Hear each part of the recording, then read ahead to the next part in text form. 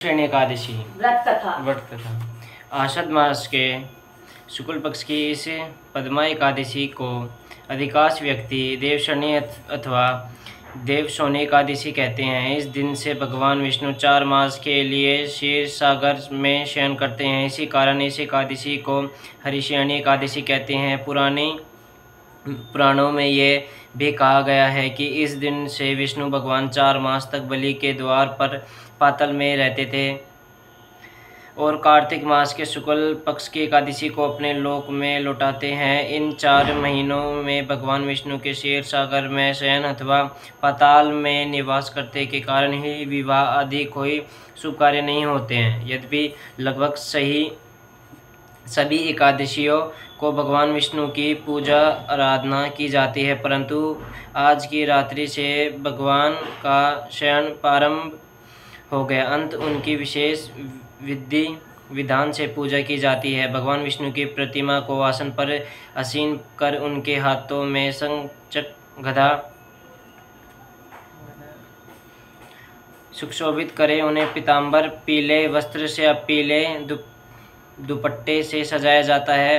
पंचामृत से स्नान कराकर तपस्या भगवान की धूप दीप पुष्प इत्यादि से पूजा कर घृत दीपक से आरती उतारी जाती है। भगवान को ताबुल पान और पुंगीफल सुपारी अर्पित करने के बाद निम्नलिखित मंत्र द्वारा भगवान की स्तुति की जाती है। सुपे त्वय कि जगन्नाथ जमतुष्य भविदिर्यम विभूति त्वय भविभय जगुतम चरणारम।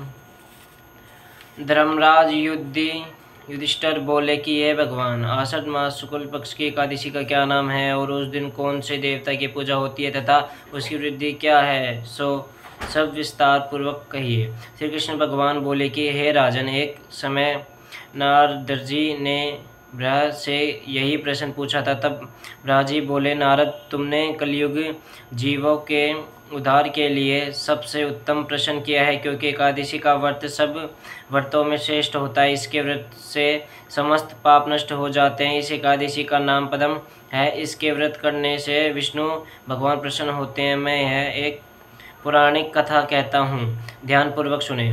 सूर्यवंशी मांधाता नाम का एक राजा था। वह सत्यवादी, महान प्रतापी और चक्रवर्ती था। वह अपनी प्रजा को पुत्र की तरह पालन करता था। इसकी समस्त प्रजा धन धान्य से परिपूर्ण थी और सदैव सुखपूर्वक रहती थी। उसके राज्य में कभी अकाल नहीं पड़ता था। एक समय राजा में 3 वर्ष जलन ने वर्ष जिसे राज्य में अकाल पड़ गया और प्रजा दुखी रहने लगी। राज्य में यज्ञ होने बंद हो गए। एक दिन प्रजा राजा के पास जाकर प्रार्थना करने लगा कि हे राजन, समस्त विश्व की सृष्टि का मुख्य कारण वर्षा है। इस वर्षा के अभाव से राज्य में अकाल पड़ गया है और अकाल में प्रजा मर रही है।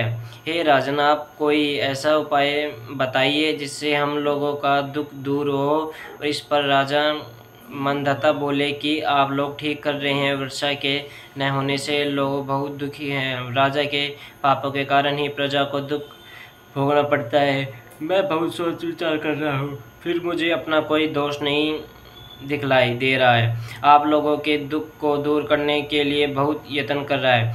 ऐसा कहकर राजा मांधाता भगवान की पूजा कर कुछ मुख्य आदमियों को साथ लेकर वन को चला दिया है। वहाँ वह सृष्टि के आश्रमों के घूमते घूमते अंत के ब्रह्मा के पुत्र अंगिरा ऋषि के आश्रम पर पहुँचा। उस स्थान पर राजा रथ से उतरा और आश्रम में आया और वह मुनि अभी नित्य क्रम से निर्वाहित होते हुए राजा के उनके सम्मुख प्रणाम किया और मुनि ने उनको आशीर्वाद दिया। फिर राजा से बोले कि हे राजन, आप कुशल पूर्वक है तथा आपकी प्रजा भी कुशल पूर्वक होगी।